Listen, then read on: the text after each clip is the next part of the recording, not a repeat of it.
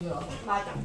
마지막 시간이라 가지고 경제 파트를 좀 해주고 싶어서 저번에 정의 파트가 별로 안 끝났거든. 6에 3단원이 남았는데 그거보다는 경제 파트를 한 번이라도 대략 언급해주는 게 너네 계약하고 나서 나을 것 같아서 이게 더 가져왔어. 어려워요? 이게 더 어렵지. 기획비용 파트랑 국제분업 파트를 잠깐 들어만 봐라. 다 이해는 못하더라도 시간이 많이 없어서. 근데 일단 첫 요 파트부터 봅니다. 첫 파트 보면은 요거부터 받아라. 성수책 뭐 사야 돼요? 성수책, 성수 자습서. 자습서 공지할 겁니다. 그 출판사가 다 나왔기 때문에. 나왔어? 다 나왔어. 키스. 였어. 넘기고. 그럼 나눠볼래? 여기 담배 하나, 둘. 제 앞에 사람이 없어요. 앞으로 와 그럼. 딴짓할 수 없어요, 쌤. 자, 이 5의 1단원은 자본주의 역사거든요. 우리 중2 때 배웠던 세계사 얘기를 좀 해야 됩니다. 중2 때 기억이 안 나겠지만. 세계사요? 나 1도 안 나. 이거 1도 안 나지. 좀 설명하는 거고. 자, 자본주의를 한 4단계 정도로 구분을 하거든. 제일 처음 자본주의를 상업 자본주의라고 하고 상업. 왜 상업이냐면 그 신학로 개척 이후에 상업 발달과 함께 시작했다 그래서 상업 자본주의라 그래. 그러고 나서 산업혁명 이후 자본주의를 산업 자본주의라고 합니다. 산업혁명 이후에. 그다음에 산업혁명 이후에 경제 대공황이 터지고 나서 이걸 좀 정부가 좀 개입해가지고 경제를 좀 바꾸자 이런 걸 수정 자본주의라고 하는 거고 오늘날에는 수정 자본주의 이후에 신자유주의라고 합니다. 네. 왜? 상업이랑 산업이랑 뭐가 달라요? 이거는 그 커머셜. 그 서로 이제 물건 팔고 사고 팔고 그거 하는 거고 유통 이익이 더 중요한 시기라 그래. 산업은 산업혁명 터져가지고 공장에서 물건 많이 생산하는 시기 자본주의입니다. 요 네 가지. 단어만 일단 좀 익숙해집니다. 산업혁명 배경은 뭐라고 나오니? 상업 자본주의의 배경이 뭐라고 나오니? 신학로 개척이라고 나오죠. 신학로 개척.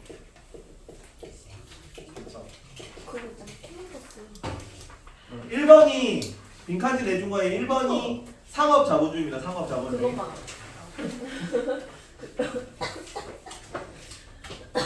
2번은 신학로 개척입니다. 2번은 신학로 개척.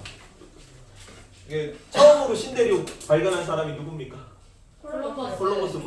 콜럼버스가 이전에는 아메리카 대륙이 있는 걸 몰랐는데 1492년에 아메리카 대륙을 발견하고 인사합시다 그들과 처음으로 이렇게 1492년 인사합시다 그들과 이렇게 외웁니다. 15세기 말이죠. 15세기 말에 신학을 개척하고 얘네를 뭐라고 불렀다? 그 콜럼버스는 갔을 때 처음에 인도를 찾아간다고 생각하고 왔습니다. 그때 당시 동양은 전부 다 인도에 있기 때문에 네덜란드에 동인도 회사 설치되고 그 인도에는 동인도 회사 설치가 왔는데 네덜란드도 인도네시아에 동인도 회사 설치했어. 그러니까 나라 이름 크게 중요한 게 아니고 동양은 옛날에 다 인도였던 시기야. 그래서 동양을 찾아간다는 거는 인도를 찾아간다는 거고. 그래서 서쪽으로 쭉 가면은 지구가 둥그니까 인도가 나오겠지라고 생각했단 말이야. 그래서 딱 발견하고 이제 아메리카 대륙인데 여기다가 딱 여기 있는 섬들 카리브해의 섬들을 발견했단 말이야. 근데 여기가 서쪽으로 가서 나온 인도니까 뭐라고? 서인도 제도라고 불렀습니다. 그래서 여기 사는 원주민들을 뭐라고 불렀던 건데 인도 사람인 줄 알았습니까? 인디언이라고 불러가지고 인디언이 된 거죠. 신학로 개척. 그 이후에 중세 시기까지는 서유럽 왕실이 좀 힘이 약했습니다. 봉건제라는 건 지방 분권이라는 뜻이야. 그래서 왕실이 별로 돈이 없어가지고 지방 애들이 막 자치를 하더라도 지방에 별로 간섭할 만한 뭐 무력이나 그 정치 체제가 정비가 안 됐던 시기입니다. 근데 여기서 신학로 개척해가지고 여기서 원주민들이 막 와가지고 돈 막 금, 은, 무역 뭐 이런 거 막 해가지고 돈이 막 들어오니까 왕실이 힘이 강해지니까 여기 돈이 왕실로 들어가서 참고로 콜럼버스 보냈던 건 스페인 왕실이에요. 왕실이 원한 일이란 말이에요. 사업이란 말이야. 신학로 개척이. 그래서 여기서 이제 신학로 개척 이후에 절대 왕정이 들어서게 되는 거지. 절대 왕정. 관료제, 뭐 상비군 이런 거 정비하면서 나오는 거. 대표적인 학자는 콜베르라고 합니다. 콜베르 프랑스 재무장관이고 여기서 추진했던 정책이 콜베르가 특히 중시했던 정책을 중상주의 정책이라고 합니다. 배웠던 거죠? 중2 때 배웠죠. 기억이 하나도 안 나는데. 프랑스 절대왕정 하면서 배웠어. 이때 왕 누구? 태양왕 루이 24세입니다. 루이 24세가 등용을 했던 그 재무장관 이름이 콜베르예요. 3번에는 중상주의라고 적었습니다. 중상주의. 말 그대로 상업을 중시하는 정책이야. 상업을 중시하는 정책. 그리고 중상주의의 키워드는 뭐냐면 유통이익이 생산이익보다 큰 식입니다. 생산이익. 중상주의는 뭐냐면 상업을 중시한다는 게 국가 창고에 국가 재정을 좀 늘린다는 거거든요. 중상주의에서 가장 중시하는 거는 수입을 늘려야 돼, 수출을 늘려야 돼. 국가의 곳간이 좀 가득 차려면은 수출을 더 중시해야 됩니까? 수입을 더 중시해야 됩니까? 수출을 더 많이 해야지. 그래서 중상주의는 수출은 장려하고 수입은 억제하는 정책인데, 이 수입을 억제할 때 뭘 통해서? 관세를 통해서 수입을 억제했습니다. 관세가 뭡니까? 관세? 세금. 세금. 언제 매기는 세금? 유통할 때. 수입할 때 매기는 세금. 세관에서 매기는 세금이라서 관세라고 합니다. 그러면 수입할 때 세금을 세게 매기면은 뭐 만약에 우리나라 뭐 빵 가격이 한 900원 하는데 저기 밀을 많이 생산하는 지역에서는 빵을 200원에 판단 말이야. 이거 그대로 수입하면 우리 빵이 안 팔리겠지. 수입이 많이 늘어날 거니까 이거 경쟁력이 있어가지고 우리 돈이 밖으로 많이 빠져나갈 거 아니야. 수입을 많이 하면. 그래서 여기다가 세금을 한 400원 정도 물리는 거죠. 그러면 600원이 되는 거죠. 얘네는 원래는 200원에 팔리는 건데. 그러면 400원은 그 국가 재정으로 계속되는 거고 500원짜리 물건이 팔려가지고 우리 돈은 밖으로 안 빠져나갈 거니까 그 이득이라고 생각하는 거죠. 관세. 그리고 여기는 그 물건을 싸게 사가지고 신대륙에 있는 금은 이런 거, 플랜테이션 농작물 이런 거 많이 싸게 가져온 다음에 유럽에 없잖아요. 이런 거는 비싸게 파는 식으로 유통 이득을 많이 얻는 식입니다. 괜찮니? 계기가 뭐라고? 신앙그렇죠. 6번은 산업자본주의라고 적고요. 산업자본주의. 요 산업자본주의의 계기는 영국의 산업혁명이 계기다. 산업혁명 어디서 일어났어요? 제임스 와스 증기수거. 영국이죠. 영국. 18세기 후반 영국에서 일어났지. 저번에 그것도 설명했잖아요. 그 유럽은 동양보다 그 아시아는 벼농사권이고 유럽은 밀농사권이라고 인구가 좀 작다 그랬지.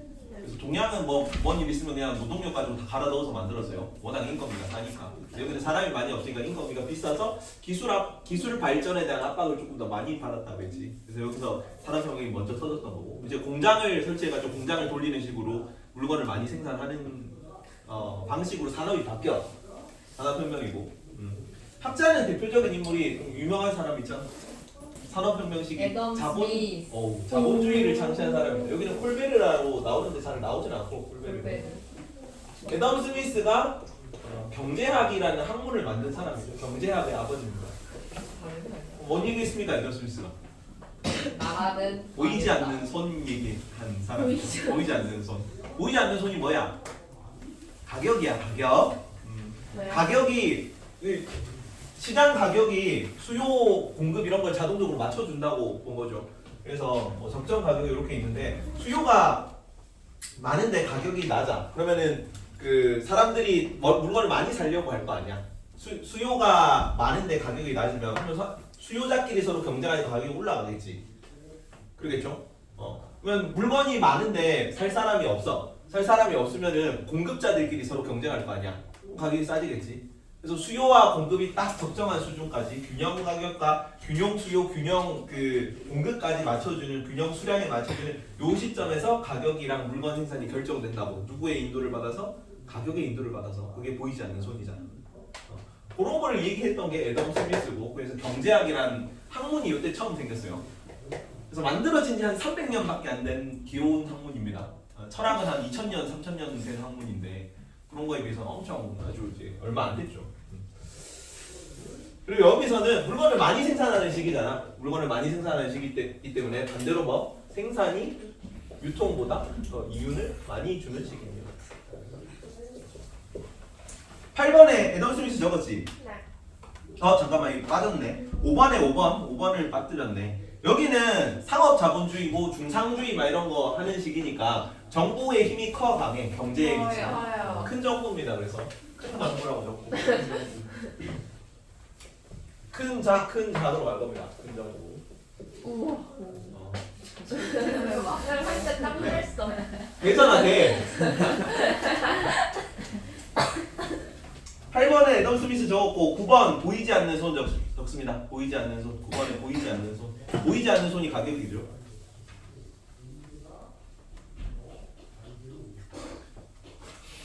10번은 유통보다는 생산 이익이 많은 시기야. 여기는 물건 싸게 사가지고 비싸게 팔아가지고 이윤을 남겼다면 여기는 그냥 물건을 많이 만들어서 이윤을 남기는 식입니다. 여기는 작은 정부. 왜 작아요? 애덤 스미스 얘기가 가격이 알아서 결정할 거니까 적정 수요와 적정 공급은 가격이 알아서 결정하거든요. 정부가 인위적으로 개입해가지고 가격을 올리고 가격을 낮추고 이러면은 그 전체적인 경제적 효율성이 떨어져가지고 총 생산량이 줄어들고 총 이윤이 감소할 거라고 봤어. 뭐냐면 이 책 쓴 사람 이름이 뭐야? 애덤 스미스가 보이지 않는 손이라는 개념을 얘기한 책 이름이 국부론이라는 책이거든요. 국부론. 국가의 부는 어떻게 하면 가장 최대할 것인가? 정부가 아무 역할을 안 하고 가격의 손에 맞대는 거야. 이해가니? 그러면 정부는 간섭하면 안 되지. 가격이 알아서 모든 걸 결정할 때 가장 경제적 효율성이 최고인데 괜히 개입했다가 뭐 계획 경제 너무 심하게 하면은 막 그 경제가 막 이상하게 굴러가지고 경제가 엉망진창이 될 거라고 얘기를 하고 있거든요 여기서. 그러니까 정부는 개입하지 말라니까 작은 정부죠. 괜찮니? 생산 이익이 유통 이익보다 큰 시기고 작은 정부. 밑에 독점 자본주의는 잘 안 나오는데 천재교과에만 작년에 나왔다. 천재교과에서 산업 자본주의가 고도로 성장하게 되면은 소수 기업이 많이 성장해가지고 소수 기업들이 모든 상품을 독점하는 시기라 그래요. 독점 자본주의. 그래서 뭐 지금 약간 아마존이라거나 유통 지금 우리나라에서 쿠팡 같은 거 그런 느낌인 거지. 그다음에 그 넷플릭스가 거의 모든 플랫폼 시장 장악하는 그런 것처럼 가격을 막 올려도 이제 견제할 사람이 없으니까 시장 가격이 필요한 수요보다 높게 형성되는 거죠. 그래서 이제 점점 노동자들이 먹고 살기 힘들어져서 혁명이 일어날 거라고 본 사상입니다. 사회주의 계열에서 제시하는 이론이에요. 독점 자본주의 이론. 그래서 산업 자본주의가 고도로 성장하면서 소수 기업이 시장을 독점하는데 정부가 아무 역할을 안 한다고 하지. 작은 정부이기 때문에. 그래서 문제가 많다고 본 거지. 그러다가 뭔 일이 터졌냐면은 수정 자본주의가 등장하는 배경인데 이때가 제국주의 시기거든요. 제국주의. 산업혁명은 근대랑 같은 말입니다. 그냥 산업혁명의 이유를 근대라고 해. 근데 근대 시기가 제국주의가 한창 유행하던 시기거든요. 근데 왜 제국주의가 유행했냐면 이때 당시에 나라가 좀 잘 나가고 싶어. 그럼 어떻게 돼? 국력이 늘어나고 싶으면은 뭘 해야 되냐면은 군대를 많이 들이면 되겠죠. 군대를 많이 들이고 싶어. 그럼 뭘 해야 됩니까? 뭐가 많이 필요해? 사람도 필요하고 돈이 많이 필요하단 말이야. 강한 군대를 만들려면 돈을 많이 벌려면 어떻게 해야 돼? 물건을 많이 팔아야 돼요. 판매를 늘리려면. 판매를 많이 하고 싶어. 그럼 뭘 많이 해야 돼? 생산을 많이 해야 돼. 뭐야? 생산을 많이 하려면 뭐가 필요해? 돈. 원료가 많이 필요해. 물건을 만들 원료.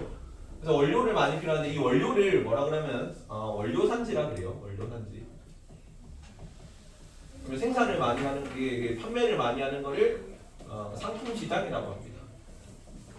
이때 당시 제국주의 시기에 그 막 유럽 열강이 막 식민지 개척하고 했잖아. 근데 식민지 개척할 때 옛날에 같은 경우는 근대 이전 같은 경우는 전쟁을 해서 이기잖아. 그러면 땅을 내놓으라 그랬거든요. 땅 내놓고 여기서 우리 이제 백성들 살고 여기서 뭐 자원 같은 거 캐내고 이랬는데 요 산업혁명 이후에는 전쟁 양상이 좀 바뀌어요. 전쟁을 하고 나서 이기잖아. 그럼 뭐 하라 그래? 애초에 전쟁을 거는 목적이 뭐야? 항구를 열라 그래. 항구를 열라. 항구. 개항하라고 그러잖아. 우리 식민양요, 병인양요 배웠니? 병인양요 배웠을 거 아니야 중상 때. 아니 흥선대원군이 세국 정책할 때 프랑스가 와서 문 열어라. 그다음에 그 미국도 와가지고 문 열어라. 뭐 하라 그래요? 강화도 조약을 맺고 일본이 강화도 조약을 맺은 이유가 뭐야? 항구 3개 열라고 그런 거잖아. 그다음에 그 아편전쟁도 아편전쟁 지고 나서 중국이 영국한테 항구 5개 열었어. 1차 때 5개, 2차 때 10개. 미국 제주도에. 제주도는 아니야. 부산, 인천, 원산인데 3개 항구. 그래요? 그리고 그 미국이랑 일본도 계약할 때 미국이 일본 항구 연락을 했습니다. 왜? 그리고 가격을 싸게 원료를 막 채취한 다음에 비싸게 그 상품을 막 겁나 많이 돌려가지고 왜냐면 이거는 산업혁명이죠. 산업혁명 하니까 이 산업혁명이 일어난다는 거는 요 산업혁명이 산업화고 이 산업화가 곧 공업화예요. 공업화. 그래서 공장이 겁나 많이 있던 시기란 말이야. 공장이 많으니까 물건을 엄청 많이 만들어가지고 그걸 비싸게 팔면 되잖아. 상품 시장. 이해가지? 그래서 요거 하고 싶으니까 식민지 개척 항구 연락을 했던 거야. 항구. 근데 왜냐하면은 물건이 무조건 많이 만들어지는 시기야. 공장이 들어섰다는 거는 산업혁명이 일어났다는 거야. 이해가지? 그래서 이렇게 상품 시장을 개척하면 돈이 많아지겠지. 그래서 자본주의가 등장하는 겁니다. 그리고 그 자본주의 가지고 군대를 막 개척해가지고 이제 식민지 개척을 하는 거고. 식민지 개척. 그래서 국력이 막 올라간 국가를 제국주의 국가라고 하는 거예요. 제국주의. 그래서 이게 다 뭐야? 근대랑 동의어예요. 다 근대라는 얘기입니다. 산업혁명으로 일어난 필연적이잖아요. 필연적이. 그러니까 식민지 개척을 할 수밖에 없어요. 산업혁명이 일어나면 물건이 많이 남는단 말이야. 그거를 비싸게 팔려면 이제 다른 항구를 그 식민지를 열어가지고 항구를 열어서 물건을 많이 팔아야지. 이해가니? 근데 그게 안 되면 무슨 일이 일어나는 거냐면 왜 이렇게 했어야만 했냐면 왜 식민지가 필요했냐면 물건이 많이 남아 돌잖아. 항상 물건이 남아 돌거든요. 그 근대화가 되면 산업화가 되면 공장이 많이 들어서면 물건을 못 팔면 어떻게 돼? 재고가 남겠죠. 재고가 남으면 어떻게 돼? 노동자들을 자르겠죠 당연히. 기업에서 물건을 많이 만들려고 노동자를 고용한 거 아니야. 근데 노동자들이 일할 필요가 없잖아. 물건이 남아 도는데 노동자들을 자르고 그럼 노동자들이 원래 임금을 받아가지고 물건을 구매한단 말이야. 근데 노동자들이 다 잘리니까 월급을 못 받으니까 물건이 더 안 팔리겠지. 그래서 재고가 더 남아요. 그러다가 어떻게 되냐면 기업이 망합니다. 기업이 망해가지고 근데 그때 기업이 망하면은 기업만 망하는 게 아니고 보통은 기업가들이 자기 돈으로 공장을 여는 경우는 별로 많이 없어. 어디서 그 돈을 빌려가지고 하는데 보통은 은행에서 빌립니다. 은행에서 엄청 비싼 이자를 주고 돈을 빌린 다음에 그걸로 이제 노동자들 고용해가지고 물건 만들어서 판 거가 이득이 더 크니까 은행에 이자 갚아주고 내가 이제 기업 굴리고 이렇게 하는 거란 말이야. 괜찮니? 네. 근데 이제 기업이 망하면서 은행들까지 기업에 돈을 빌려준 은행들까지 다 줄도산을 하는 거지. 그게 미국의 경제 대공황이에요. 만약에 이게 1, 2차 세계대전을 벌인 건 다 독일이 벌였거든요. 왜냐면은 독일이 식민지 후발주자라서 영국, 프랑스는 식민지가 많았는데 독일은 식민지가 없었단 말이야. 그러니까 거기서 만약에 독일이 1차, 2차 세계대전을 안 일으켰으면은 독일에서 경제 대공황이 났을 수도 있어. 미국이 경제 대공황이 났던 이유는 미국도 식민지 후발주자라 가지고 막 공업화가 이루어지고 막 공장은 많이 생기고 노동자는 많이 있었는데 팔 식민지가 없는 거야. 갖다 팔 식민지가 없어서. 그래서 미국에서 경제 대공황이 제일 먼저 일어났습니다. 이해가니? 네. 그래서 여기 경제 대공황. 경제 대공황은 공황 발작 생각합니다. 기업이 막 도산하고 막 경제가 나락으로 떨어지고 그러니까 심장이 어때? 심장이 한근 두근. 예? 심장이 한근 두근 1929년이에요. 경제 대공황 발작 이렇게. 심장이 한근 두근으로 외웁니다. 20세기 초죠. 20세기 초. 이때 등장한 26번 한번 보자. 26번 먼저 적고 시작합시다. 26번이 에다운 스미스거든요. 제시문 부교. 26번 에다운 스미스. 제시문을 한번 읽어봅시다. 자, 에다운 스미스는 큰 정부였어, 작은 정부였어? 큰 정부. 작은 정부잖아. 에다운 스미스 보이지 않는 손에 맡겨둬라. 정부는 아무 역할 하지 말라 그런 거였죠. 그래서 제시문을 읽어보면 우리가 저녁 식사를 기대할 수 있는 거는 후죽간 주인, 양조장 주인, 빵집 주인의 자비심 덕분이 아니라 그들이 자기 이익을 챙기려는 이기심 그런 생각 때문이다. 각 개인이 보이지 않는 손에 인도되어 자기의 전혀 의도하지 않았던 목적을 촉진하게 되고 그렇게 자신의 이익을 추구함으로써 더 효과적 사회의 이익을 촉진한다. 가만히 내버려 두라는 거지. 정부는 아무 역할 하지 말고.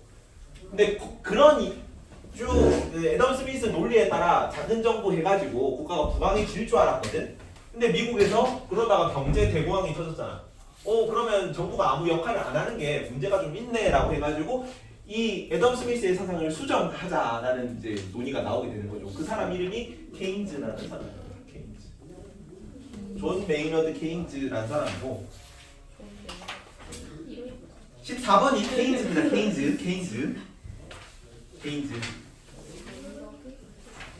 케인즈는 15번 보이지 않는 손에 대비해가지고 보이는 손이라고 보통 불러요. 15번에 보이는 손.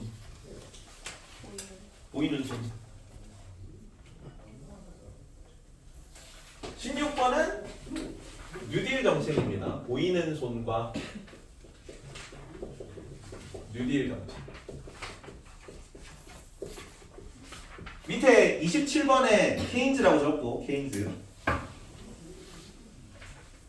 글을 한번 읽어보자. 정부가 낡은 항아리에 지폐를 가득 채운 후에 그것은 어느 폐강에 적절히 묻어두고 사기업들로 하여금 자유방위의 원칙에 따라 마음대로 돈을 퍼가도록 내버려둔다.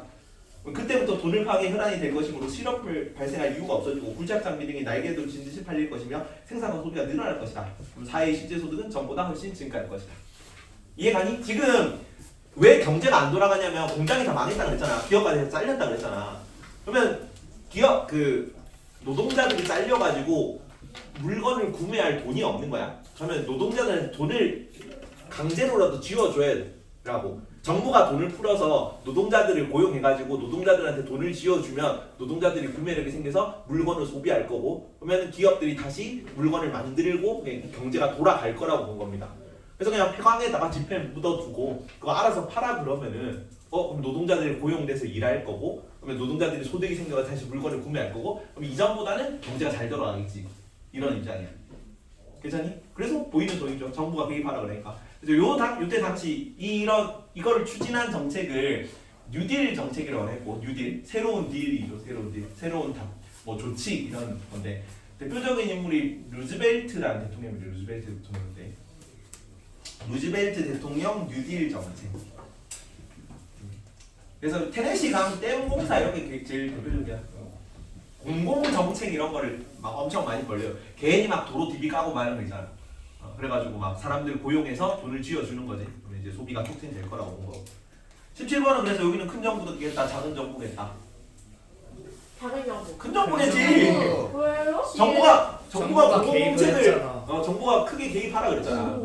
가만히 내버려 두니까 대공황 터졌잖아요. 그렇죠. 네.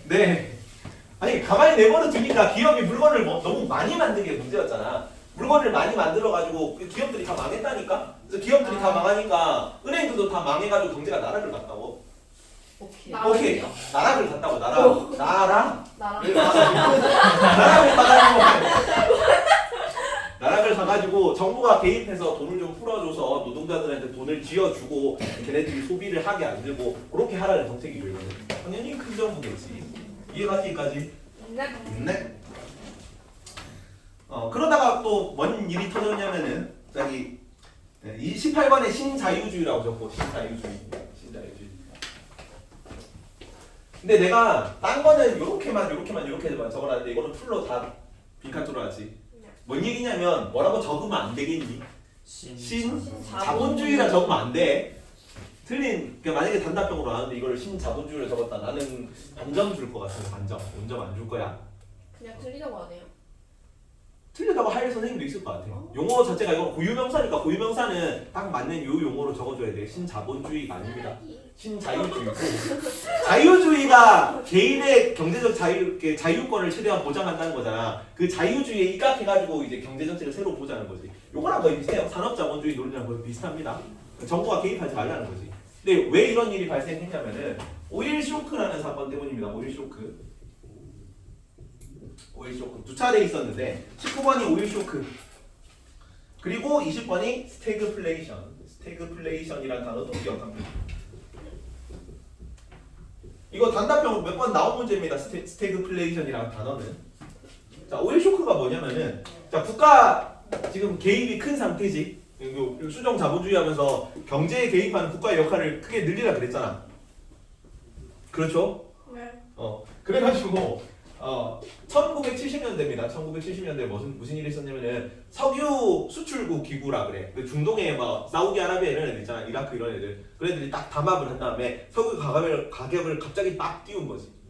그러면은 석유가 약간 산업의 쌀이라고도 불립니다. 그래서 그 산업에 있어서 가장 기본적인 그 가격을 형성하는 그런 건데 생필품 같은 개념이에요. 석유가 그 가격이 올라가니까 전 산업에 있는 모든 분야의 가격이 다 올라가는 거지. 이해가죠? 그래서 이거를 국가들 힘이 크니까 국가들끼리 담합해가지고 석유 가격을 강제로 올리고 이러네. 그러면 국가의 힘이 커지니까 경제적 비효율성이 오히려 늘어나는 거 아니냐. 다시 국가의 힘을 줄이는 걸로 다시 돌아가는 게 더 나을 것 같다. 뭐 이런 입장이야. 여기는 하이에크라든가 하이에크, 프리드먼 학자들이 나옵니다. 21번, 22번 하이에크, 프리드먼. 저도 알아야 돼요. 학자도 알아야지. 제일 자주 나오는 거는 케인즈랑 그 애덤 스미스가 제일 자주 나오긴 해. 또 하이에크 뭐 이 정도는 이름 알아줄 필요가 있습니다. 근데 케인즈 플레임도 외워야 돼요. 아니 외울 필요 없죠. 케인즈만 적으면 돼. 좀 이거 너무 칸이 넓어가지고 안 이쁘게 그냥 플레임을 써놨습니다. 알 필요 없습니다. 스태그플레이션은 뭐냐면, 자 원래는 정부가 경제 정책을 할 때 어떤 걸 가지고 경제 정책을 줄타기를 하냐면 경기가 나빠. 경기가 나쁘면은 경기가 나쁘다는 거는 GDP가 내려간다는 거야. GDP는 경제 총 생산량이고 한 국가에서 1년 동안 생산한 모든 생산액의 총합입니다. 물건이 많이 만들어지고 그 물건의 가치가 높으면은 GDP가 늘어나는 거거든. 이해가니? 국내 총생산. 국내 총생산. 국가가 돈 얼마나 플러스 됐는지 1년에. 서울에 배우. 좀 친해. 좀 치네. 나도 배웠잖아, 그때. 맞나? 맞아요. 그래서 GDP가 올라가면은 경제가 좋아지는 거고 내려가면 경제가 안 좋아지는 거거든. GDP가 올라가면 일반적으로 물건이 많이 생산된다는 거고 국가에 돈이 많이 돈다는 거예요, 시중에. 괜찮지? 국가 돈이 많이 돌면은 화폐의 가치는 내려갑니까? 올라갑니까? 내려가요. 공식이 또 중요한데. 물건이 쌤딱 1분만요. 뭐 1분만에 준비하고. 집중해. 나중에 보고 쉬는 시간에 보고. 빈. 집중. 공실이 너무. 네, 커피가 한 잔 있는데 우리 주머니에 모두 1,000원씩 있을 때랑 모두 주머니에 모든 사람 주머니에 100만 원씩 있을 때랑 언제가 더 커피 가격이 올라가요? 100만 100만 원. 원씩 커피 가격이 올라가. 이런 사람 왜 있어요? 커피 가격이 올라간단 말이야. 그거는 시중에 도는 화폐가 많아질수록 물건 가격은 올라가고 화폐 가치는 떨어진다는 얘기야. 그래서 경기가 좋으면은 물가는 일반적으로 상승합니다. 물가 상승. 그렇죠? 이해가니? 네. 근데 물가가 너무 올라가면 어때? 서민들이 먹고 살기가 힘들죠. 옛날에는 뭐 한 달 전에는 커피 가격이 3,000원이었는데 갑자기 커피 가격이 5,000원으로 올라. 커피 사기 부담스럽잖아요. 그렇죠.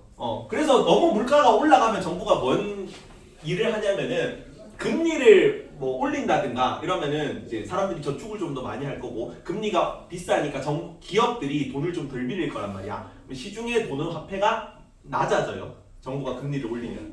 그러면 경기가 조금 침체된단 말이지. 근데 경기 침체가 너무 많이 되면 어떤 사건이 발생하냐면 기업들이 돈이 비싸니까 이율이 비싸니까 고용을 안 해. 돈을 빌려서 원래 고용을 한단 말이야, 은행한테.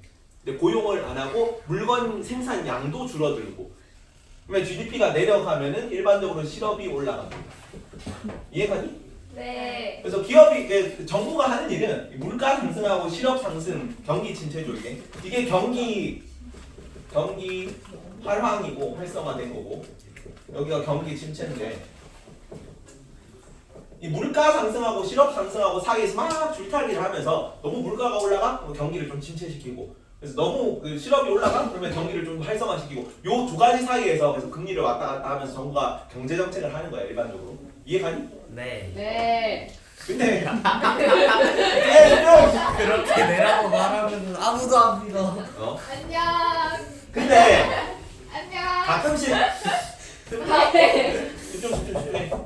가끔씩 물가 경기가 침체되면 지금 실업이 올라가잖아. 경기가 침체됐는데도 불구하고 외부 요건 때문에 물가가 상승하는 경우가 있어. 지금 네. 경기가 좀 침체돼가지고 생산량이 자꾸 실업이 막 늘어나고 있단 말이야. 근데 갑자기 왜 바깥에서 석유 가격이 상승하니까 모든 물건 가격이 다 뛰는 거지. 이해가니? 네. 그래서 이거는 스태그네이션이 침체입니다. 침체. 그래서 경기 침체 플러스 인플레이션을 합친 거야. 스태그네이션 플러스 인플레이션. 이거 물어. 유빈아, 스태그플레이션 뜻이 뭐라고? 뭐랑 뭐랑 합친 거라고? 경기 정책. 뭐? 침체. 침체 경기 침체. 침체 플러스 뭐? 물가 상승이야. 스태그네이션. 그거는 인플레이션. 인플레이션이 뭔데? 물가 상승. 물가 상승이야. 그래서 물가 상승 플러스 경기 침체가 같이. 원래는 보통은 하나가 올라가면은 이제 실업은 내려가고 물가가 내려가면은 실업은 상승하고 이렇게 돼야 되거든. 근데 나쁜 것만 겹친 거지. 나쁜 것만. 이전까지는 이런 경우가 많이 없었어가지고 이런 용어도 안 만들어졌어요. 근데 이 경우에는 막 전체적으로 그 석유가 안 팔릴 거 아니야. 석유 가격이 비싸니까 기업들이 일을 하기 힘들다고. 그래서 물가가 그 생산량이 낮아지고 막 그래가지고 물가가 그러니까 실업이 올라가고 하는데 시중에 이제 생산이 잘 안 되니까 경기가 침체되고 실업이 올라가는데 석유 가격이 높으니까 전체 물가가 다 뛰는 거지. 여기에 너무 대응하기 힘들더라고. 그래서 그럴 거면 차라리 오일 쇼크 이런 거 왜 난 거야? 정부가 경제에 개입하는 게 크니까 일어난 거 아니야. 이전처럼 그냥 정부가 개입하면 개입할수록 경제 정책의 비효율이 늘어나니까 정부가 손 떼고 민간 기업들이 일을 잘 하도록 푸시해 주자. 이런 걸로 다시 돌아가는 거예요. 그래서 하이에크 프리드먼 요 식이고 요때는 WTO라든가 FTA라든가 이런 전 세계적인 무역 정책, 정부 힘을 좀 빼고 이 자유 무역을 확대하는 그런 국제 기구를 건설하자는 운동이 늘어나요. WTO 뜻이 뭡니까? WTO. Who made this? 처음 듣는 얘기인데. 뭐? Who made this? Who? 그거 못 들어보셨어요? Who? Make this. Who made this? 뜻이 낙자가 다르잖아. 아니 그냥 who 하고 다른 거 생각하려 했는데. 그러면 WMT 아니야? Who made this면? 존 마탱. 존마테는 JMT고. Who made this? 모르세요? 잘 모르겠습니다. 유행의 티셔츠. MG입니다. MG. 월드 세계 월드. 트. 투어. 트레이드 오거니제이션이야. 오가니제이션. 세계 무역 기구입니다. 트레이드 무역 기구. 오. WHO는 뭐니? W 월드 월드. 여기가 하스. 헬스입니다. 헬스. 그래서 세계 보건 기구지 이거.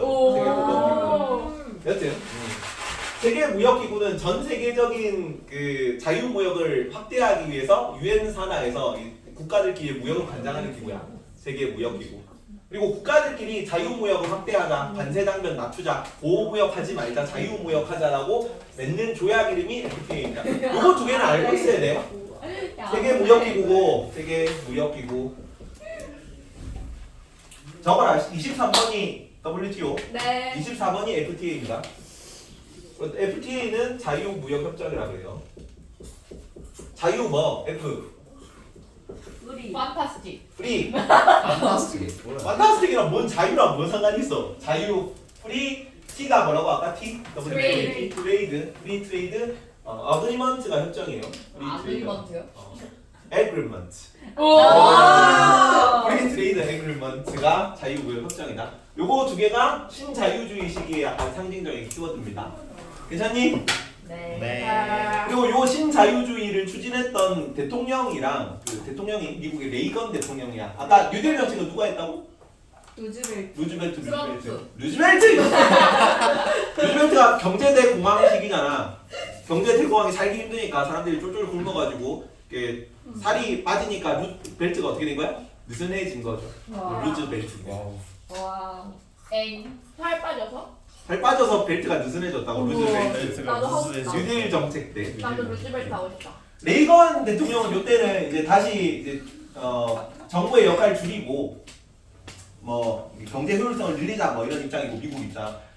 대처는 마가렛 대처라고 영국 수상입니다. 이 영국이 자본주의가 가장 먼저 발달한 나라기도 하기 때문에 동시에 복지 정책이 가장 먼저 많이 발달했던 나라기도 해요.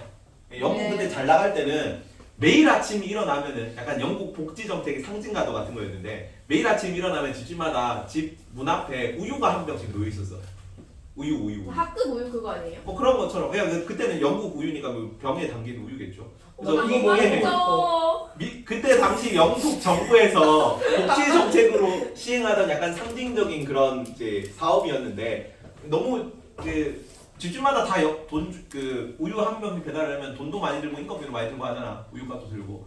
그래서 이런 게 너무 복지 정책 강조하다 보니까 사람들이 일을 안 한다. 그래서 이런 거 다 없애버려야 된다 하고 마가렛 대처 딱 즉위하자마자 이 우유 배급 정책을 다 끊었습니다.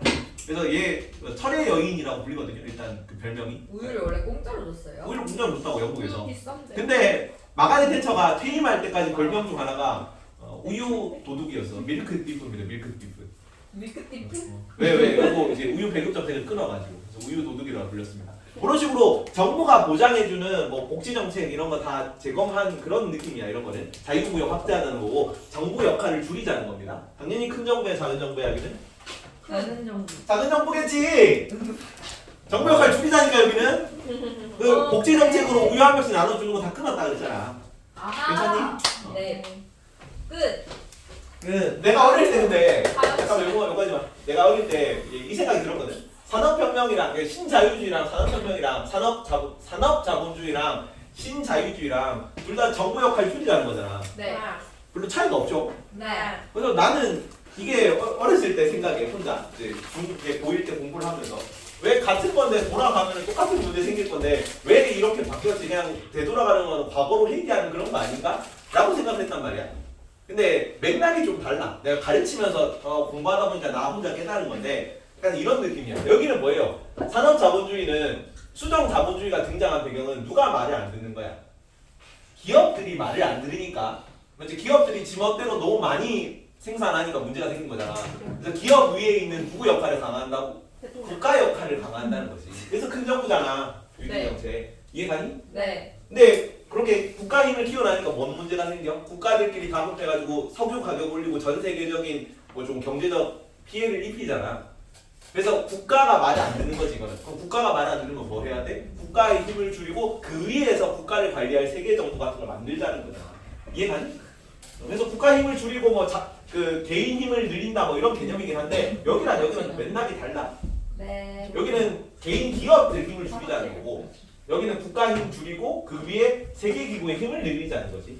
근데 둘 다 어디 때 작은 정부입니다. 이해가니? 네. 여기까지. 문제를 조금만 풀어봅시다. 아니요. 다음 시간에는 다음 진도를 나가야 돼서. No! 미워. 미워. 데이지. 지금 내가 제일 대머리. 아, 무슨 소리야? 첫째 딸. 이거는 그러지 아니 손절. 훈쌤 의견이었다. 아 오케이 TM. TM. 개 TM. 5번, 6번, 7번.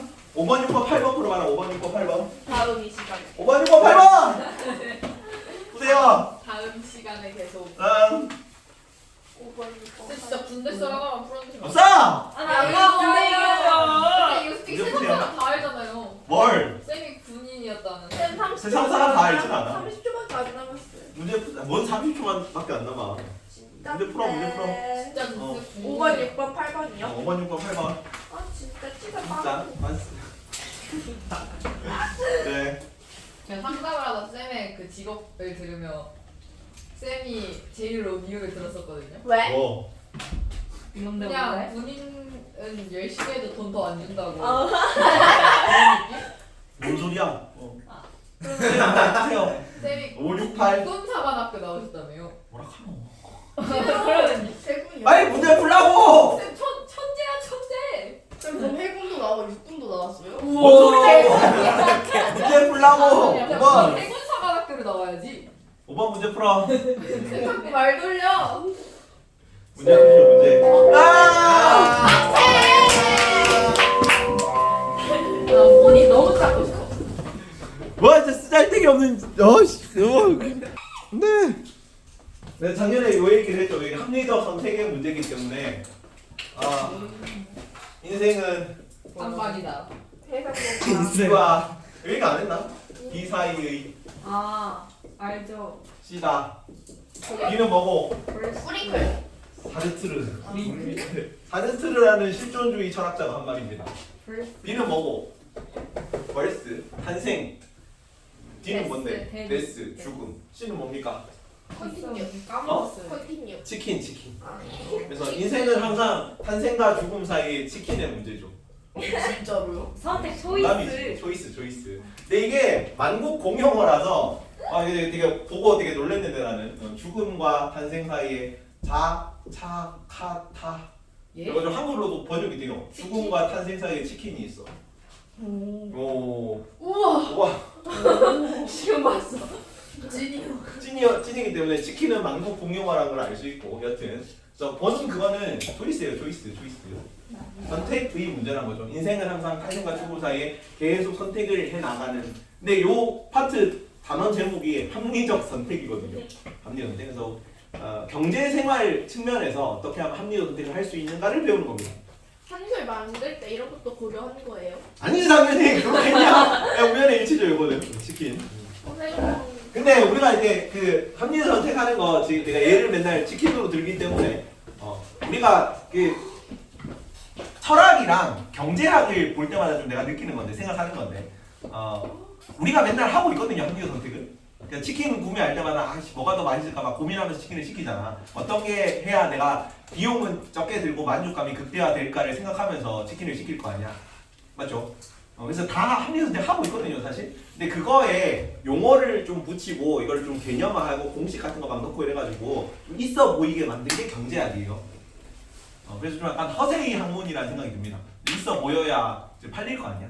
그래서 막 복잡한 용어 같은 거 붙여놓고 좀 세분화하고 구체화해가지고 정의를 내려놓은 그런 개념들을 배우는 거예요. 그렇지?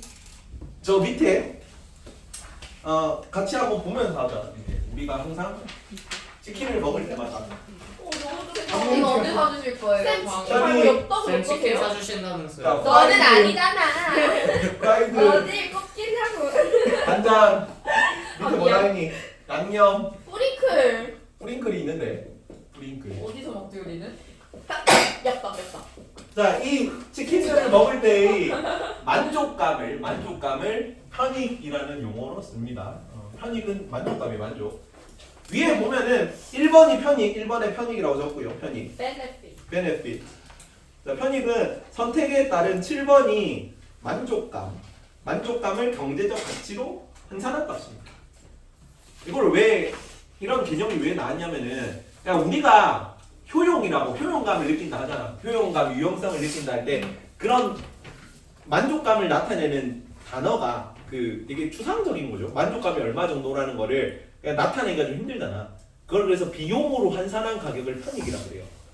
효용감은 그냥 내가 이만큼 유용하네 쓸모있네라는 느낌이고 그 느낌을 가격으로 나타내는 거. 10,000원짜리 유용함이야? 그럼 10,000원짜리 편익입니다. 20,000원짜리 편익이 하면 20,000원의 가치로 환산할 수 있는 만족감에 대한 얘기입니다. 그래서 경제 용어에서는 뭐 유용성, 뭐 만족감 이런 용어를 안 쓰고 다 편익이라는 용어를 써요. 그래야 계산이 되니까. 이해가지? 네.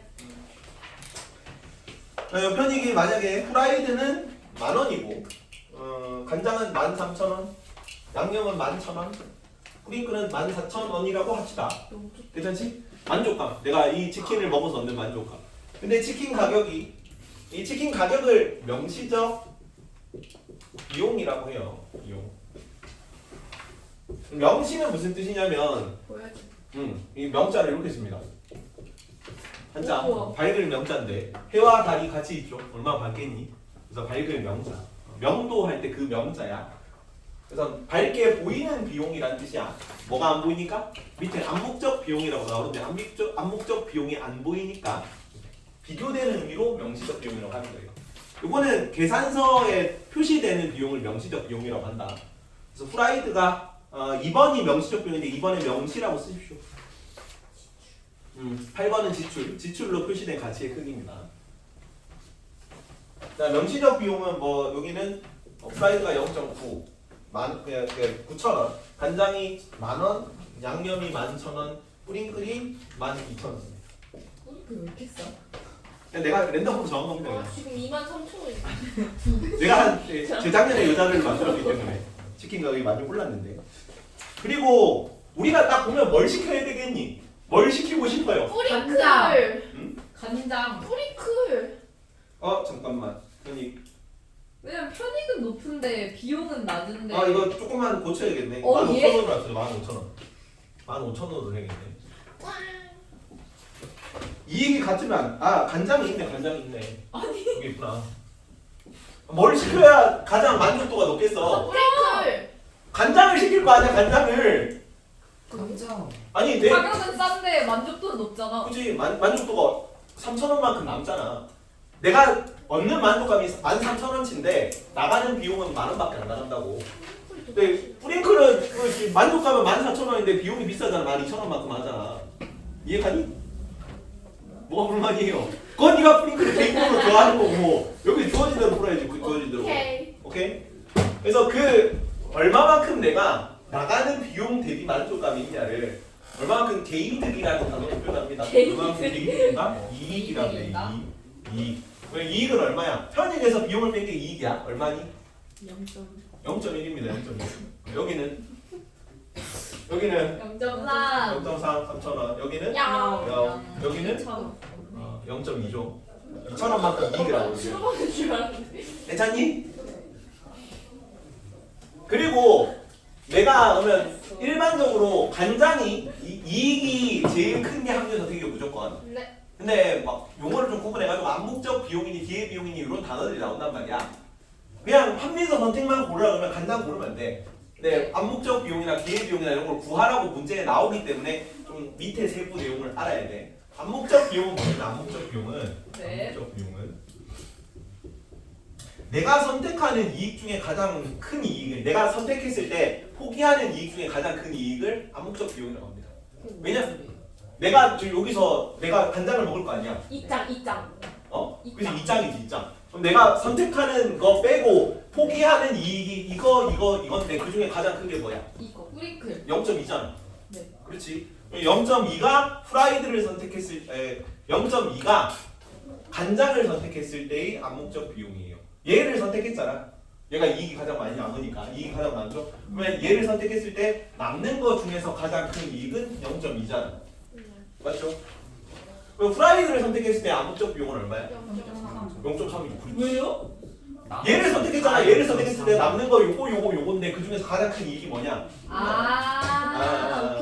오케이. 그럼 양념은 암묵적 비용 얼마예요? 0.3 좋아. 뿌링클은 0.4. 0.3 좋아. 미쳤다. 편명. 먹으러 가야겠다. 그리고 순편익이라는 개념이 나오는데 순편익. 합리적 선택은 어떤 게 합리적 선택이냐면 내가 드는 그 순편익은 편익 빼기 기회비용이 순편이거든요. 편익 빼기 기회비용. 근데 이 편익 빼기 기회비용을 알려면 기회비용이라는 게 뭔지를 알아야겠죠. 기회비용. 자, 기회비용은 내가 들어가는 모든 비용을 다 고려한 게 기회비용이야. 비용 두 개를 다 더한 값이라고. 그래서 명시적 비용과 암묵적 비용을 더한 게 기회비용입니다. 얼마예요? 명시적 비용 플러스 암묵적 비용은? 여기 얼마니? 기회비용은? 1.2조 요거는 1.2. 여기는 얼마야? 명시적 기회비용이 내가 들어가는 비용 전부 다 더한 거라고. 명시적 비용 플러스 암묵적 비용이면 여기는 1.2겠지. 여기는 네. 얼마니? 1.2. 1.2지 1.2. 여기는 1.4. 1.4. 여기는 1.5. 1.5. 이게 명시적 비용입니다. 이게 기회비용이네. 기회비용. 근데 그 합리적 선택이라면 뭐가 합리적 선택이냐면 내가 어떤 걸 선택해서 얻는 만족감이 있지. 그죠? 그게 내가 어떤 선택을 했을 때 포기하는 것 중 가장 큰 가치를 뺀 것보다 커야 돼. 봐봐. 다시 해야지. 기회비용은 내가 어떤 걸 선택했을 때 포기하는 거의 가치가 기회비용이에요.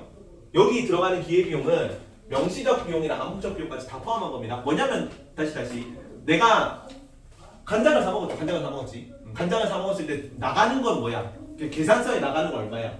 13,000. 13,000. 이게 간장이니까 10,000원이잖아. 예. 이것도 내가 포기하는 거고, 맞죠? 플러스 나는 뭐도 포기하려면 내가 다른 거를 선택했을 때 프링클을 만약에 선택했을 때 얻을 수 있는 이익이 0.2였잖아. 내가 간장을 선택했기 때문에 얘도 포기하는 거야. 암묵적 비용. 그렇지? 네. 내가 그 간장을 선택한다는 거는 내가 만 원도 포기하는 거고 당연히 만 원을 지불해야 간장을 먹을 수 있으니까. 근데 플러스 프링클로 내가 프링클을 선택했다면 얻었었을 이 이익 0.2까지 포기하는 거라고요. 내가 만약에 간장을 안 하고 프링클을 선택했으면 프링클 0.1을 얻을 수 있었었잖아요. 이해가지? 그래서 두 개 더한 값이 기회비용이고 내가 이 간장을 선택함으로써 얻을 수 있던 만족감이 그 두 가지 버렸던 거 명시적 비용 10,000원짜리랑 그리고 내가 간장을 선택해서 버릴 수밖에 없었던 프링클의 이익 0.2를 더한 값을 이거보다는 내 편이 커야 나는 합리적 선택을 한 거라고 얘기를 할 수 있다고. 괜찮습니까? 단순히 비용보다 커서는 안 돼. 내가 요 얘기가 있거든요. 그 기회비용과 관련해서 좀 종종 나오는 선지 중 하나입니다. 세상에 공짜 점심은 없다라는 내용이 나와. 세상에 공짜 점심은 없다. 그럼 내가 길 가다가 길가에서 뭐 한 시간 동안 무료 서비스를 한대. 점심 무료로 주는 서비스. 길 가다가 식당 들어가지고 공짜로 주는 점심을 먹었어. 그럼 나는 그 점심을 먹은 거가 아무 비용이 없는 거예요. 네. 맞니? 네. 아니야. 왜냐면은 명시적 비용은 없어. 공짜로 먹은 거니까. 근데 내가 그 시간에 만약에 알바를 했으면 10,000원을 얻었을 거 아니야. 이해가니? 그 10,000원을 내가 포기한 거라고. 그렇게 따지면 인생이 돈. 그렇지. 인생은 그래서 모든 선택엔 다 기회비용이 따라요. 왜냐면 내가 그 선택 대신에 다른 걸 했으니까. 이해가지? 그럼 지금도 돈 벌 수 있는데 지금. 그렇지. 너네 알바 안 하고 여기 앉아 있는 거는 야 나가라. 그냥 나가. 너네 부모님이 생각하기에 지금 너네가 알바해서 10,000원, 20,000원 받는 거보다는 지금 공부해가지고 내가 좋은 대학을 가가지고 좋은 직장에 취업해서 얻을 수 있는 그 가치의 기대값이 더 크다고 생각하기 때문에 이게 합리적 선택이라고 생각하기 때문에 편익이 기회비용보다 크다고 생각하기 때문에 너네를 학원에 보내고. 미안하다. 이해가니? 그냥 못 가면 어떡해요? 그러면은 이제 좀 이게 좀 미안한 거지. 그러면 너네 부모님의 선택은 비합리적 선택이 되는 거죠. 눈물 나는데요. 엄마 지금. 미안해. 그래서 이거를 좀 잘 편하게 보기 위해서 어떤 개념을 도입하냐면은 자 편익이 기회비용보다 크다는 거는 다르게 말하면 뭐라는 거예요? 편익 빼기 기회비용이 뭐보다 커? 뭐보다 크니 같이 식을 전개하면 되잖아. 편익 0보다 크다는 거죠. 그 이 편익과 기회비용 편익이나 기회비용 뺀 값을 이 값을 순편익이란 단어로 정의를 했어. 그래서 순편익이 0보다 크다, 편익이 기회비용보다 크다, 편익 빼기 기회비용이 0보다 크다 다 같은 말입니다. 이게 뭐라고? 합리적 선택이야. 괜찮니? 네 근데요. 근데요. 암묵적 비용은 왜 구하는 거예요? 암묵적 비용? 내가 포기하는 것의 가치에 내가 실제로 쓰는 비용도 있지만 내가 포기하는 거에 내 잠재적 이익의 가치도 내가 포기하는 거죠. 어떤 선택을 하면. 내가 선택을 했잖아요. 어? 대신 더 이득인 걸 선택했는데 그걸 왜 따지는 거예요? 내가 이 선택을 안 했으면 그 이득을 얻었으니까. 그러니까 내가 지금 선택해서 얻는 이득이 내가 포기한 이득보다 커야 돼. 그것까지 고려하라고. 그게 합리적 선택이라고. 그래서 기회비용에 암묵적 비용도 들어가는 거지. 내가 포기해서 그러니까 네가 점심을 공짜로 먹었는데 그 공짜로 먹은 점심이 네가 포기한 알바비보다 커야 네 점심이 이득이라고 너한테. 근데 그 알바비로 먹으려면 그 알바비를 내야 되는데 뭐 알바비를 냅니까? 알바는 그냥 네가 가지고 알바를 아니 알바비로 밥을 또 사 먹으면 이득은 안 나요. 알바비로 만약에 알바비가 네가 그 공짜 점심을 얻어서 얻는 만족감이랑 같으면은 그냥 아무 이득이 없는 거죠. 난 그냥 비합리적으로 살란다. 그러니까 이거 너네가 다 하고 있다고. 치킨 먹을 때 이게 이런 거 보면은 비용 대비 만족감이 이게 다 커 하면서 치킨을 시킬 거 아니야. 근데 그거에다가 용어를 붙여가지고 어렵게 해놓은 겁니다. 그럼 암묵적 비용에 제일 작은 게 합리적 선택. 아니지. 비용이랑 암묵적 비용의 선택의 합이, 그러니까 이익이 가장 큰 게 무조건 합리적 선택이고, 암묵적 비용은 제일 작은, 그치, 요 경우에는 암묵적 비용이 제일 작아 보이는, 작게 나오는 거가 합리적 선택이 되는 거예요. 왜냐면 이거는 왜 그런지 보세요. 만약에 이익이 가장 큰 거야. 가장 큰 거를 선택했을 때 제외하는 거는 무조건 두 번째로 큰 암묵적 선택을 선택한, 두 번째로 큰 이익이 암묵적 선택이 될 수밖에 없지. 괜찮지? 그래서 요거 빼면 항상 양수가 이게 양수가 나와. 양수. 선생 근데요. 왜? 이익이 제일 큰 게 합리적 선택이랬잖아요. 맞아, 그건 맞습니다. 근데 이익이 제일 큰 게 암묵적 비용이 제일 작은 거 아니에요? 맞아, 그것도 맞습니다. 그럼 암묵적 비용이 제일 작은 게 합리적 선택 아니에요? 그것도 맞습니다.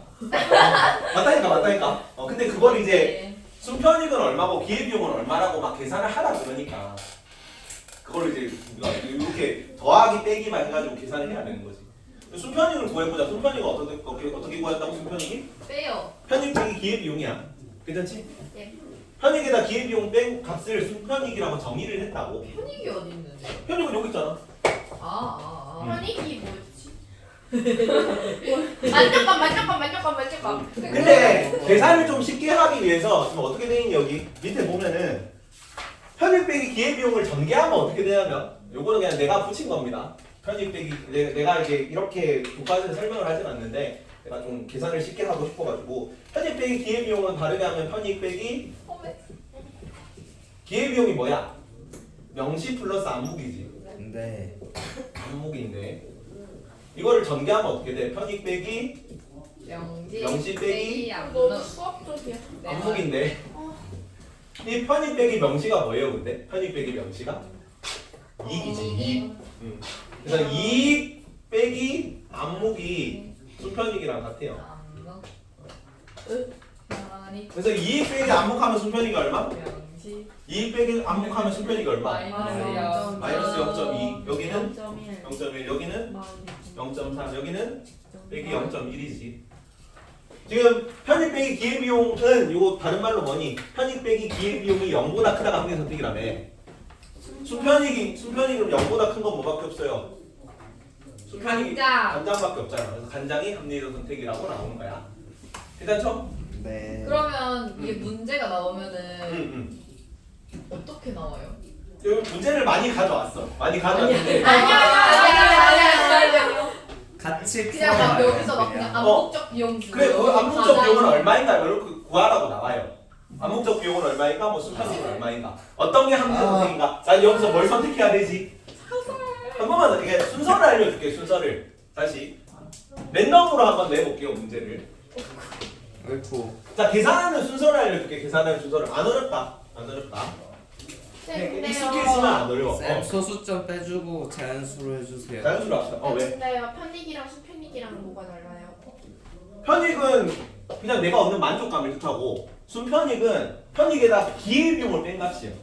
내가 나가야 되는 비용을 뺀 값. 그럼 만족감이 달라요? 만족감이 다르지. 그러니까 편익은 내가 나가는 비용이 얼마든지 간에 내가 얻는 만족감을 뜻하고 순편익은 거기서 내가 나가는 것까지 빼고 얼마만큼 내가 남는 게 이득인가. 난 가격까지 생각하고 그러니까 이거지. 내가 치킨을 먹었을 때 프라이드를 먹었을 때 얻는 편익이 뭐 3이라고 칩시다. 3만 원이야. 치킨을 얻었을 때 만족감이. 근데 치킨을 얻었을 때 내가 포기하는 거의 가치가 2야. 그러면 그냥 편익은 3인데 내 순편익은 얼마야? 예. 기회비용 나가는 거 빼고 순편익은 1이지. 이해가니? 남는 만족감이죠. 내가 나가는 비용을 빼고 제외한 만족감. 이게 0보다 커야 합리적 선택이라고. 편익은 그냥 아무것도 조건이 없는 만족감이고 그래, 그냥 그걸 순편익은 가격까지 고려해서 그렇지. 오. 여기다가 순편익은 그 편익 빼기 기회비용이 순편익인 거죠. 그게 순편익의 정의예요, 그게. 근데요 이런 걸 왜 따져야 돼요? 그게 경제학이니까. 진짜 그게- 생각. 그게 경제학이니까. 그게 약간 경제학의 허세를 위해서라고 나는 생각합니다. 이래야 좀 있어 보이고 이래야 좀 학문이라고 할 수 있으니까. 쌤 진짜 쌤 해적이지 쌤 않은데? 해군 출신이잖아요. 근데 그게 왜? 쌤 6분 아니야? 내 해군이 게 무슨 상관인데 여기서? 해군 해군이야? 쌤 근데요. 그거 알려주세요 그럼 뭐예요? 근데요 왜 경제적 허세가 있어요? 아 이런 거를 용어를 붙이는 거 보면 약간 좀 있어 보이려고 하는 거잖아. 이런 거 왜 붙입니까? 가오를 위해서. 어우 진짜 가오충이었네. 그냥 철학이 특히 좀 그런 느낌이 심한데 그냥 우리가 다 당연히 생각하는 거를 막 갈래? 용어를 멋지게 막 붙여가지고 좀 있어 보이는 척 한다고. 근데 초락과 사람들은 뭐 해먹고 살아요? 못해먹고 학원 싶은 강사. 돈이 없어. 역사학과도 학원 강사. 다 역사가 나와가지고 학원 강사하고 있어요. 여튼 중요한 게 아니라 자, 계산하는 방법 알려줄게요. 랜덤으로 찍을게. 그냥 뭐 2, 미래는 제일인가? 4, 7 뭐 이런 식으로 합시다. 아, 비용은 뭐 너무 좋다. 1, 나 집사자 이거. 4, 2, 4 뭐 이런 식으로 대충 적으면 대충. 예. 자 그럼 편익은 얼마예요? 이익은 얼마야? 2. 2. 3 또 2잖아 2. 아, 여기서 뭐 빼면 되지. 네. 내가 일부러 순서를 빼기 쉽게 이렇게 배열을 한 거야. 와. 이해가니? 빼기 쉽게 그럼 빼면 얼마냐 여기? 말. 여기는 2. 여기는 3. 3이지. 뭐가 합리적 선택이니? 뭐가 합리적 선택이야? 프링클이 합리적 선택인 거야. 근데 합리적 선택만 물으면 이것까지만 딱 구하고 프링클 적으면 되는데 문제에서 뭐 암묵적 비용이 얼마인지 기회비용이 얼마인지 물어요. 근데 이걸 추가로 계산해야 된다고. 암묵적 비용은 어떻게 구했어? 편익에서 몇 아니지. 자기 빼고 가는 거. 그렇지. 내가 포기한 이익 중 최대값이야. 내가 포기한 프링크를 서울 이거 나머지 3, 3, 그렇지. 3 맞아. 이거는 다 이해한 겁니다. 미쳤다. 야 멋있다. 3, 3, 3. 프라이드는 3, 3, 3이고 얘는 이거 아니면 이거죠. 어쨌든 2지 2. 네. 이해가니 이까지? 네. 그러면 순편익은 어떻게 구하면 이거 저거 빼면 돼요. 네. 이거 원래는 순편익은 편익에다 기회비용을 뺀 게 순편익이거든. 근데 이렇게 막 식 변환해가지고 요거 빼기 요거 하면 순편익이 나오게 내가 배치를 이렇게 했어 일부러. 네. 이해가니? 그러면 순편익 얼마예요? 마일. 마이너스 1, 마사. 마이너스 4 마일. 빼기 1, 1. 1. 그럼 뭐가 0보다 커 순편익이? 프링클. 프링클만 순편익이 0보다 크지? 프링클이? 프링클이 요거 이제 그 확률 선택입니다. 자, 기회비용은 뭐 플러스 뭐 했어? 기회비용은. 명시하고. 기회비용은 명시 플러스 암묵이. 오, 재밌다. 너무 잘해. 이렇게 구해도 되는데 이제 나는 어떻게 구해? 이렇게 구해도 됩니다. 이거 두 개 구하면은 이제 요거 플러스 이거 플러스 이렇게 하면은 그 이렇게 기회비용 구해도 되거든. 네. 근데 식을 좀 변환해가지고 자 순편익은 어떻게 구했어요? 순편익은 어떻게 구했니? 편익 빼기 기회비용이 순편익이야. 아까 이게 정의였잖아. 순편익이 정의. 아, 그걸 변형시켜라. 변형시키면 기회비용은 어떻게 되면 편익 빼기 순편익이 되거든. 근데 순편이 아까 이게 전목적이었던 거 아니야? 맞아. 그거 맞는데 진짜 편익이 네. 아니 기회비용 아니, 순편익은 편익 빼기 기회비용이라고. 순편익의 정의 그랬잖아. 기억나니? 순편익이 0보다 크다. 다시. 자, 합리선택은 뭐가 합리선택이다? 편익이 이거 외워라 이거는. 편익이 기회비용보다 큰 게 합리선택입니다. 그냥 그 편익이 0보다 크다 그러면 안 돼. 순편익이 0보다 커야 돼. 그리고 이걸 넘기면 어떻게 돼? 편익이 기회비용보다 편익 빼기 기회비용이 0보다 크다가 합리선택이지. 이게 뭐라고? 이게 순편익이라고. 맞죠? 순편익이 0보다 큰 게 합리선택이야. 이해갑니까? 네. 그러면 지금 여기서 순편익은 편익 빼기 기회비용인데 순편익은 이걸 넘기면 기회비용 요로 가고 순편익 요로 가고 하면 편익 빼기 순편익이 기회비용 이렇게 할 수 있잖아. 맞니? 네. 맞죠? 그래서 요 기회비용을 나는 요거 빼기 요거 해요. 요거 빼기 편익 빼기 순편익 하면 이렇게 나와도 이거 두 개 더해도 되고 이거 두 개 더한 거가 기회비용이기도 하고 여기서 이걸 빼도 돼. 네. 그럼 요거 두 개 더 해봅시다. 4지. 네. 맞지? 4지. 여기 빼기 여기 해봅시다. 4지. 바디. 여기서 요거 두 개 더하면 6. 6. 여기서 요거 빼면 6. 여기서 요거 빼면 5겠죠. 오. 여기서 요거 빼면 6이겠죠. 6. 이해가니? 이렇게 네. 구하면 됩니다.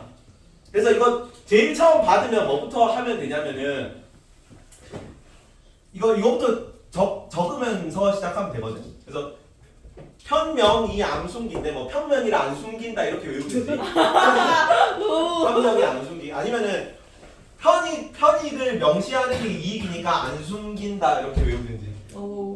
그래서 딱 제일 처음에 이거만 안 숨긴다고 편익을 명시하는 게 이익이기 때문에 하나도 안 숨긴다 안 숨기 이렇게 적고 시작하면 됩니다. 제일 처음에 한 번만 더 해보자. 한 번만 더 해보고 문제로 가자. 네. 이거 좀 익숙해져야 돼. 안 어렵거든. 안 어려운데 어려워요.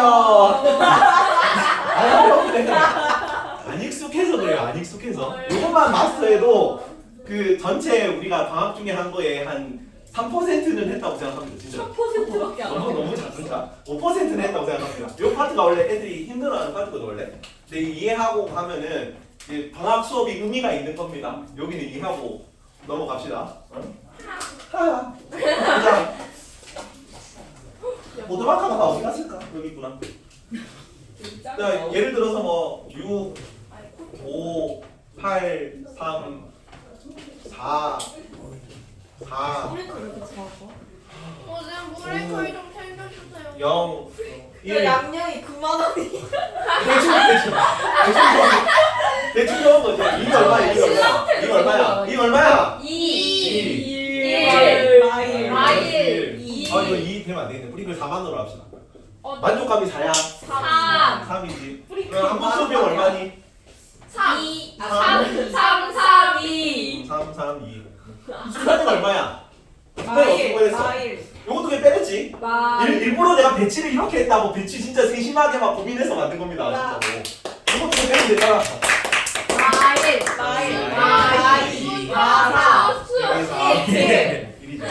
수편이 0보다 큰 게 뭐만 0보다 커? 프링클. 어? 프링클만 크잖아. 프링클이 합치면 어떻게야? 요 기회비용 얼마입니까? 어떻게? 응. 요거 두 개 더해도 되고 요거에서 요거 빼도 되죠? 7 12 3 7, 12, 3. 3. 오케이. 이렇게 구하면 돼. 네. 요거 하면은 이론은 다 뗐어요. 이론은. 문제 편익이 편익이 순편익이 뭐? 순편익이 편익에서 비밀 뺀거 아니에요? 맞아. 근데 어떻게 구해요? 순편익에서 기회비용 뺀 건데 요거 두 개 빼도 이렇게 나와. 왜요? 이것도 적어놨는데 순편익이 5번이 순편익이거든. 일단 적고 합시다. 잠깐만. 아니 요거부터 해줄게. 순편익은 한번 풀어줄게요. 순편익은 뭐라고? 정의가 뭐라고? 순편익은 편익 빼기 기회비용이잖아. 맞습니다. 순편익은 편익 빼기 기회비용인데 이거를 전개를 하면은 편익은 빼기 암묵 빼기 명시인 거 알겠니? 왜냐면 기회비용 정의가 암묵 플러스 명시였잖아. 네. 맞죠? 근데 편익 빼기 암묵적 비용이 뭐냐면 편익 빼기 암묵적 비용이 편익 빼기 편익 빼기 명시적 비용이 편익 빼기 명시적 비용이 이익이잖아. 네. 맞죠? 그래서 편익 빼기 명시적 비용이 이익이기 때문에 이익 빼기 암묵적 비용이 돼요. 따라오겠니? 네. 유빈? 이해가 이거? 순편익은 편익 빼기 기회비용 맞는데 어차피 기회비용이 암묵 빼기 암묵 플러스 명시잖아. 그래서 이거 빼면은 이렇게 되고 편익 빼기 명시적 비용이 이익이니까 이익 빼기 암묵적 비용 해도 된다고. 이익 빼기 암묵적 비용 해도 순편이 이렇게 나온다고. 우와 같은 말이죠. 그래서 이렇게 좀 빼기 쉽게 일부러 내가 좀 순서를 바꿔놨어. 원래는 기회비용을 여기 두고 순편익을 여기 두거든. 일반 교과에서는 이렇게 하는 게 더 빼기가 쉬워 보여가지고 순서를 좀 바꿔놨습니다. 와. 괜찮지? 와. 하고 이제 좀 이제 학교 기출 문제가 어떻게 나오는지를 No. 보자. No. 아니 요새 아니 이게 좀 Oh, Sam, sorry. 문제가 풀리면 재밌다니까. 문제가 풀리면 No. No. 한둘 넘기고 하나 둘. 자 하나는 같이 풀자. 같이 풉시다. 앞에 거. 쌤 이거 유다이는 저래요. 뭐라고? 줬는데. 뭐가 뭔데? 뭐 나도 고래? 파리지. 오징어래요. 오징어. 너 이거 먹어. 얘 닮았다 했어. 봅시다. 개충격. 내 건데 안 지. 덕성 요거부터 봅니다. 16번. 일단 이렇게 해놓고 뭐야? 자 A, B, C가 있고 처음 보는 분들. A, B, C는 명. 가중치. 안. 16번 하지 말자. 일단 제껴놔라. 이거 하지 이거 말자. 하지 말자. 제끼자. 이거는 그 나르게 해야 계산 그 정면이 안 숨지. 요거는 따로 이렇게 구하는 게 아니고 다른 방법으로 이렇게 좀 구하는 거라 가지고 요렇게는 맞지 않고 17번부터 보면 돼. 17번. X, Y, Z제가 있죠. 여기서 17번. 자 편익이 얼마니 지금? X가 3,000원, 4,000원. Y가 얼마? 4,000원. 4,000원, Z가 3,500원. 3,500원이죠. 기자님 순편익이 얼마야? 여기가 200, 2,200원. Y가 500. 왜요? 근데 뭐예요 지금? 나와 있잖아 이렇게. 아, 네. 네네네네네. 순편익이 Z는 빼기 아, 300이네. 그럼 여기서 일단은 뭐가 합리적 선택이니?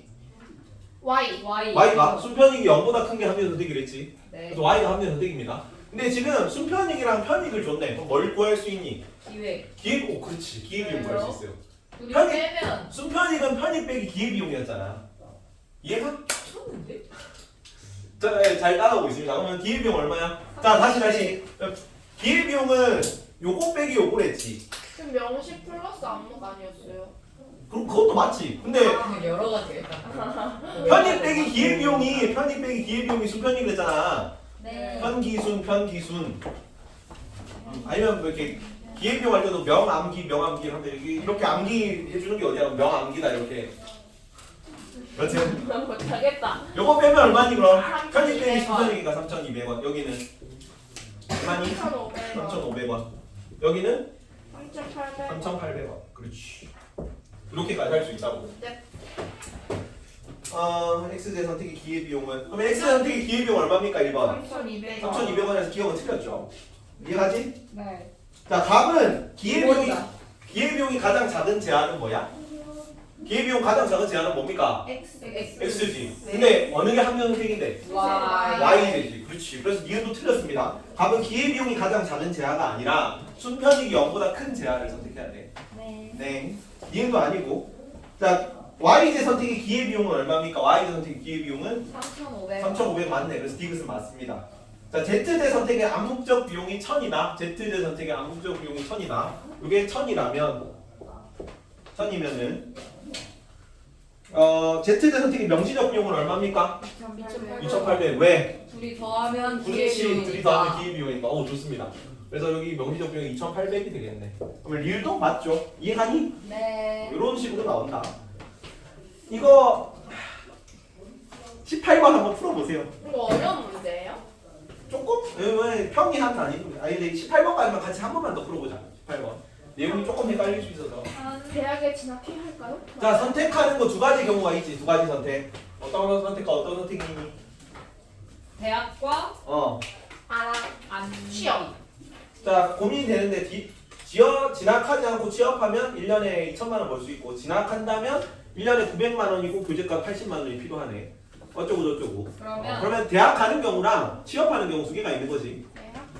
대학 가는 경우, 그다음에 취업하는 경우 이렇게 두 가지가 있어. 고등학교 시작한다면 취업한다면 자, 취업한다면 1년에 2천만 원을 벌 수 있네. 근데 저 밑에 보면은 4년간 대학 진학의 편익이 어떻게 되나요? 라고 물었지. 4년간. 그래서 기간을 통일해 줘야 돼. 즉 1년에 2천만 원 벌 수 있으면 4년에는 편익이 얼마야? 2,500원.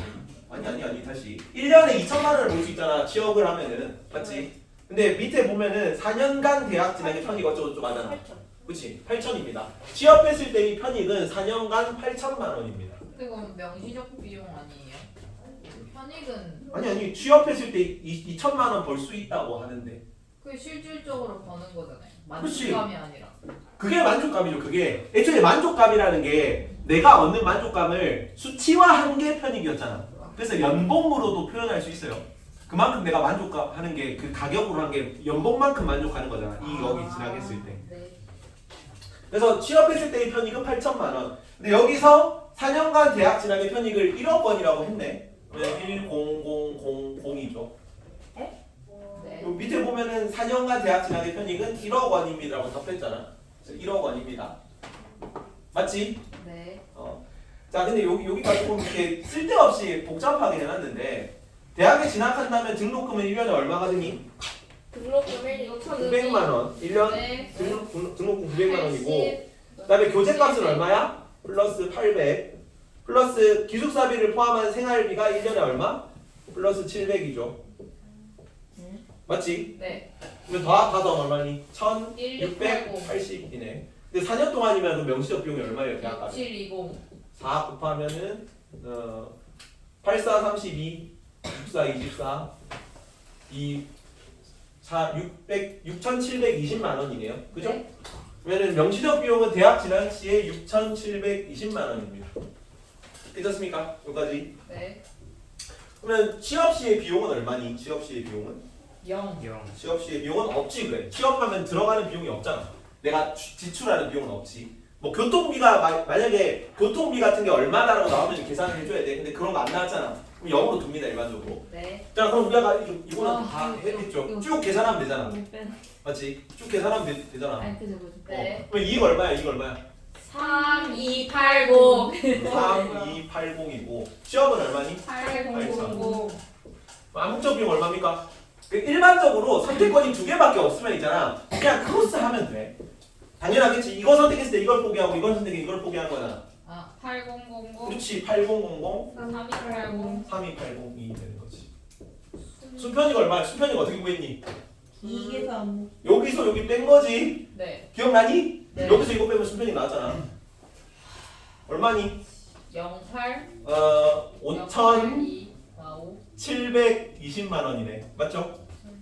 네. 5,720만 원이잖아. 여기는 빼기 5,720만 원이지. 1분 더 하고 1분 칩시다. 1분 더 늦게 하자. 네. 1분 더 하고. 여기 하면은 이제 기회비용은 얼마니? 기회비용은? 기회비용 어떻게 구했어요? 여기서 요걸 빼거나 15729. 5720 여기는 약. 여기는 3280. 3280이네. 오케이. 그럼 취업이 더. 취업이 합리적 선택이지. 왜냐면은 순편익이 0보다 큰 게 합리적 선택이니까. 내가 지금 안 봐도. 어? 나도 지금부터 취업을 할까? 그럼 14 아니에요? 어디? 기회비용 어디 기회비용? 편익에서 순편익. 뺀 거잖아. 편익에 순편익을 뺀 거잖아. 아 명시에서 안 명시에서 암묵적 더하면 되잖아. 명시에서 암묵 더하면은 1, 4, 2 왜? 틀리면 안 되는데 이거? 이거 4네 4720이네 4720 맞지? 여기서 이걸 뺀 거잖아 4720 여기도 4720이야 네, 계산을 잘못하셨네요. 내가 수학을 잘 못합니다 괜찮아요. 네. 그래서 기회비용은 얼마야 그러면? 여기는 4720이네 여기도 4720 1472 여기까지 구할 수 있겠니? 자 그러면 답을 봅시다 자 4년간 대학 지나게 되는 명시적 비용은 얼마니? 4년간 대학 지나게 되는 명시적 비용은? 6720만 원이야 암묵적 비용은 얼마니? 8천만 원이야 그렇게 적으면 돼요 그러면 합리 선택은 뭐가 합리 선택이야? 취업. 취업이야 그래. 아래쪽엔 취업 적으면 됩니다 1분 더 쉬세요 와 2분. 2분 더 쉬세요 하고 나서 이거 한번 풀어봅니다 아 자살. 할만하지? 아니요. 아니요 이거 갖다 버려야겠다. 이 과목 자체가 허세로 가득 차 있어서 그렇다고 생각합니다 귀신이야?